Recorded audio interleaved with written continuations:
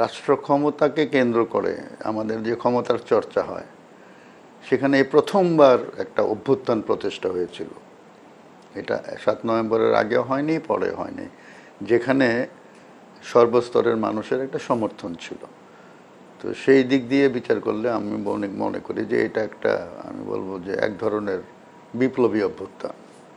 এর আগে নানানভাবে, যেমন এর আগে 15ই আগস্ট হয়েছে, ৩ নভেম্বর হয়েছে। 15ই আগস্টটাকে আমি একটা সামরিক অভ্যুত্থান মনে করি। ৩ নভেম্বরও একটা সামরিক অভ্যুত্থান, এটা পাল্টা অভ্যুত্থান ছিল। কিন্তু ৭ নভেম্বরটা ছিল একটা, আমি বলবো যে এখানে জন আকাঙ্ক্ষার একটা প্রতিফলন আমরা দেখি।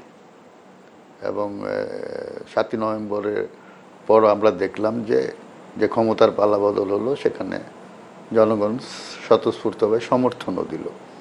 তো সেই দিক দিয়ে এটা অনন্য। মানে আমরা দেখলাম যে সেনাবাহিনীর একটি অংশ 15ই আগস্টের অভ্যুত্থান ঘটালো, আরেকটি অংশ ৩রা নভেম্বর একটা পাল্টা অভ্যুত্থান ঘটালো। তো ৩রা নভেম্বর অভ্যুত্থানের ফলে মানুষের মধ্যে একটা ধারণা এলো যে বোধহয় 15ই আগস্টের পূর্ববর্তী অবস্থায় আবার আমরা ফিরে যাচ্ছি। এইটা সেনাবাহিনীর বেশিরভাগ লোক চায় নাই, সাধারণ মানুষও চায় নাই। ফলে ৩ নভেম্বরের অভ্যুত্থান যারা করেছে তারা কোনো রকমের সমর্থন পায়নি, সেনাবাহিনীর মধ্যেও পায়নি, জনসাধারণের মধ্যেও পায়নি। ওই অবস্থায় যখন ৭ই নভেম্বরের অভ্যুত্থানটা হলো, দেখা গেল যেখানে সেনাবাহিনীর সর্বস্তরের র্যাঙ্ক অ্যান্ড ফাইল এটাকে সমর্থন করলো। এবং ওই যে বললাম না, ৩ নভেম্বর অভ্যুত্থানের পক্ষে যে গোষ্ঠীটি ছিল তারা ছাড়া সবাই সেটাকে স্বাগত জানিয়েছিল।